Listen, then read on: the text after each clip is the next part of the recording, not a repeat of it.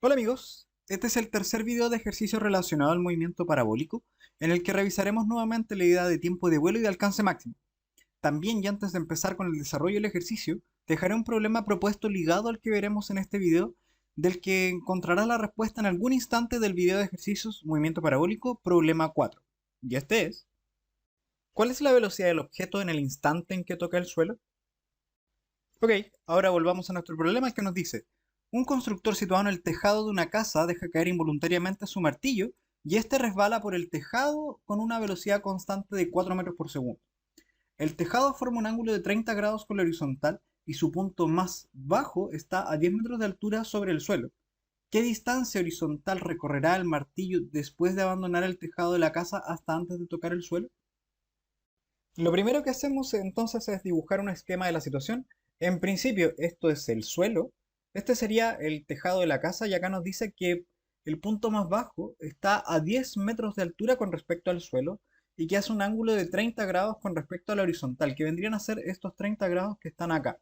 Entonces, ¿qué es lo que pasa? Básicamente el martillo está bajando a velocidad constante aquí de 4 metros por segundo, pero entonces cuando deja el tejado, se viene en esta dirección.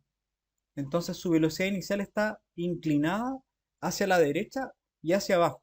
Y nosotros podemos saber por simple geometría que estos 30 grados que están acá son los mismos 30 grados que están por este lado. Entonces aquí tenemos información de la velocidad inicial, el ángulo con respecto a la horizontal y la altura con respecto al suelo.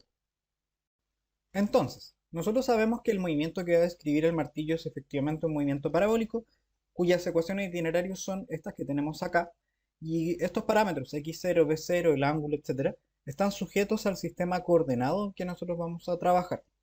Entonces, lo primero que tenemos que hacer es definir un sistema coordenado.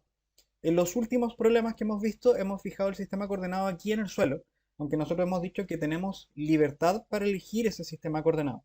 En esta situación, solamente para que vean que podemos trabajar con otros sistemas coordenados, vamos a poner el sistema coordenado justo en el punto en donde sale este martillo. O sea, aquí vamos a poner el eje Y, perdón, aquí vamos a poner el eje X, y en relación a este vamos a poner x0, y0 y toda la información que sea relevante. Lo primero que vamos a decir es que justamente justo en el instante en que marca cero el cronómetro, se va a liberar este objeto. Eso es básicamente para poder eliminar todos esos términos t sub 0. Ahora, la posición en el eje X del martillo en el momento en que es lanzado está justo en el origen, así que esto va a ser 0 metros, y lo mismo va a pasar con la componente Y. Si se dan cuenta, esta altura con respecto al observador que nosotros hemos fijado es cero porque está justo en ese lugar al momento de que es lanzado. Ahora tenemos que tener un poquito más de cuidado, eso sí. Nosotros sabemos que el eje Y positivo es hacia arriba, el eje Y negativo es hacia abajo. Entonces, cuando nosotros queramos hablar del suelo, con respecto a este sistema coordenado, este va a ser una altura de Y igual a menos 10 metros. O sea, sería 10 metros hacia abajo. ¿Ya?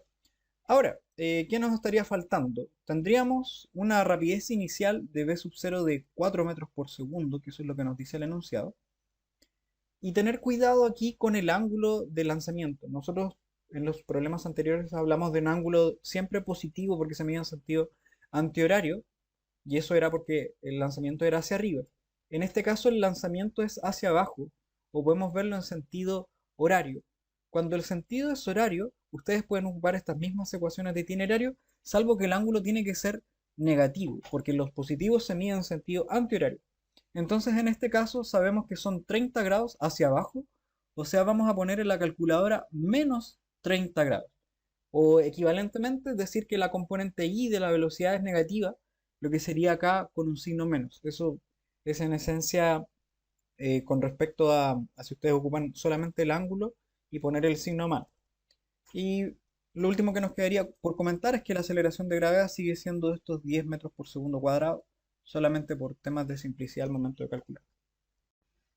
Ya tenemos toda esta información, entonces vamos a reemplazar en las ecuaciones de itinerario.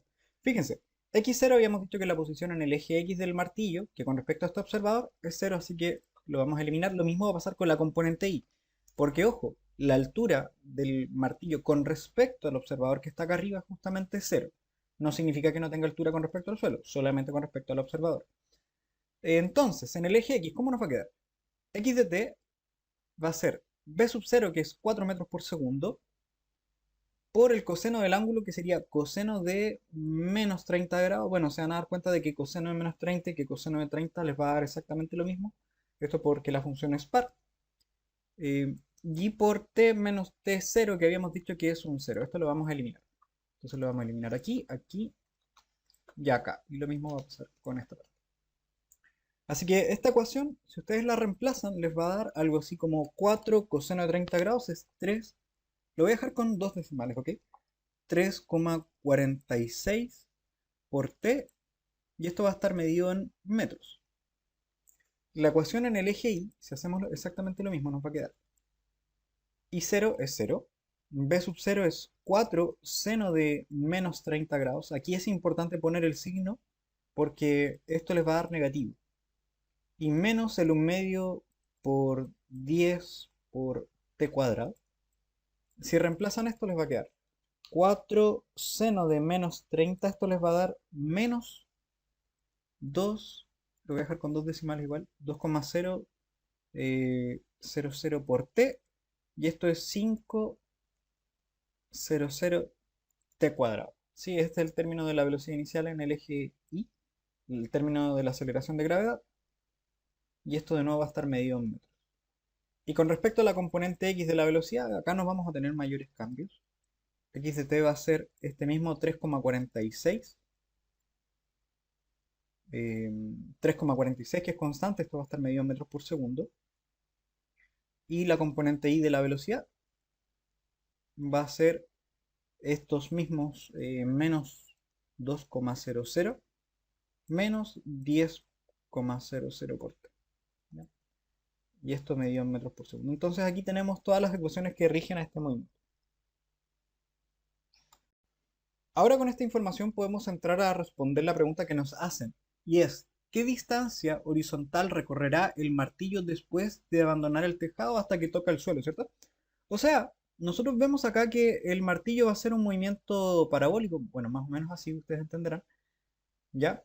Y entonces tenemos que va a tocar el suelo en algún momento y va a recorrer una cierta distancia aquí en el eje X. Eso es lo que queremos buscar, eso le vamos a llamar D. Entonces, esto lo vamos a responder en dos partes. En la primera que nos tendríamos que preguntar es, ¿en cuánto tiempo va a tocar el suelo? Y la segunda sería, ¿cuál es la distancia que recorre en ese tiempo? Así que, si queremos hablar de cuánto tiempo llega a estar en el aire, ¿cierto? Eso es el tiempo de vuelo nuevamente. Y el tiempo de vuelo es el tiempo en que el objeto está en el aire hasta que toca el suelo en este caso. O sea que su altura es la altura del suelo.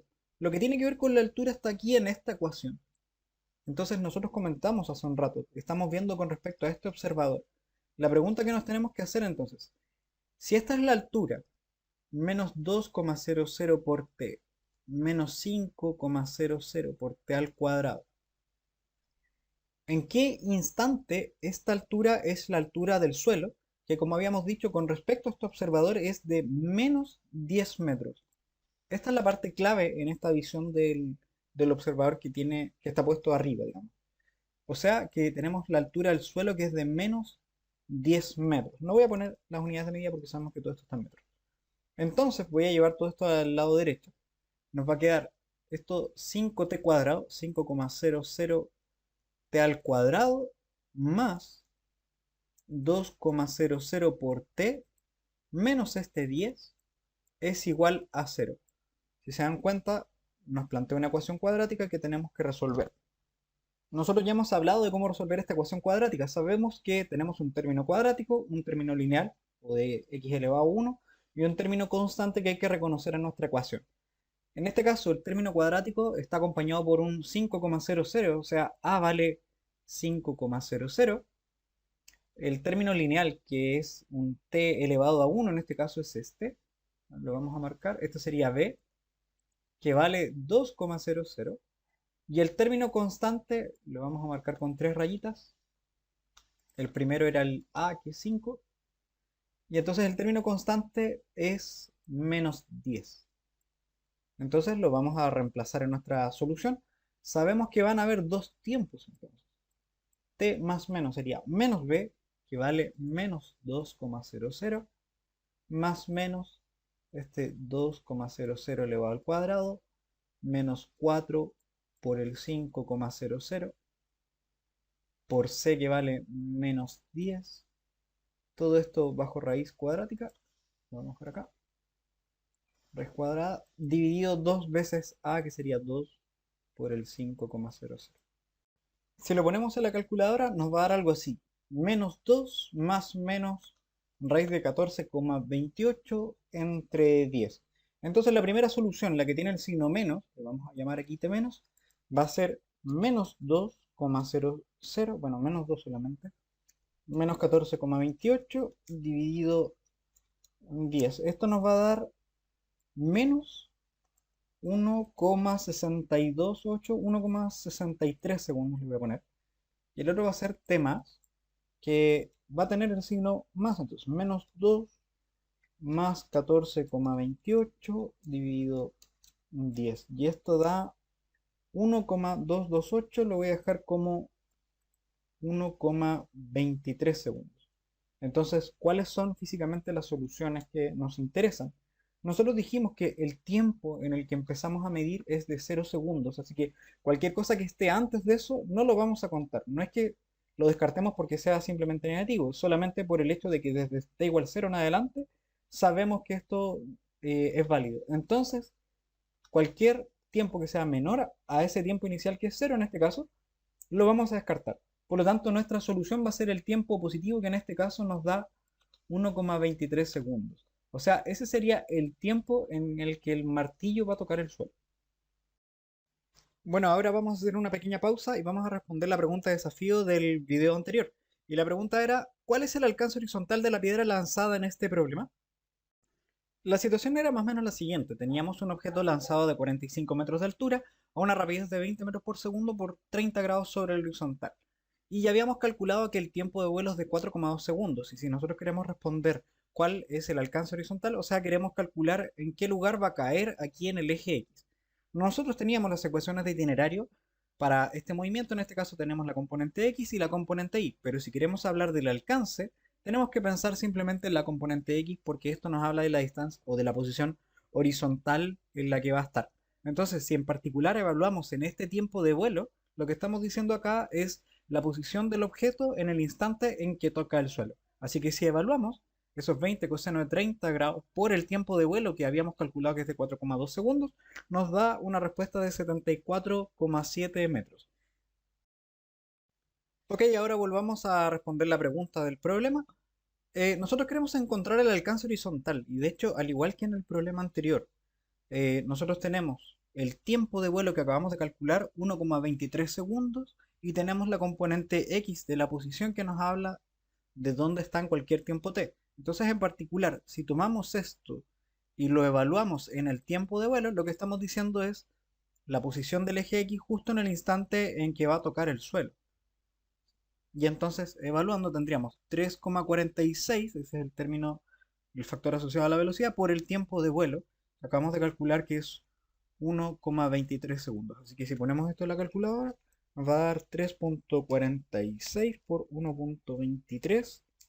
Y tendríamos que recorre 4,2558, lo voy a dejar 4,26 metros hacia la derecha. Y esa sería la posición, entonces, en este lugar, 4,26 metros a la derecha del observador, que no se olviden que lo fijamos aquí arriba. Y con eso ya tendríamos listo el problema.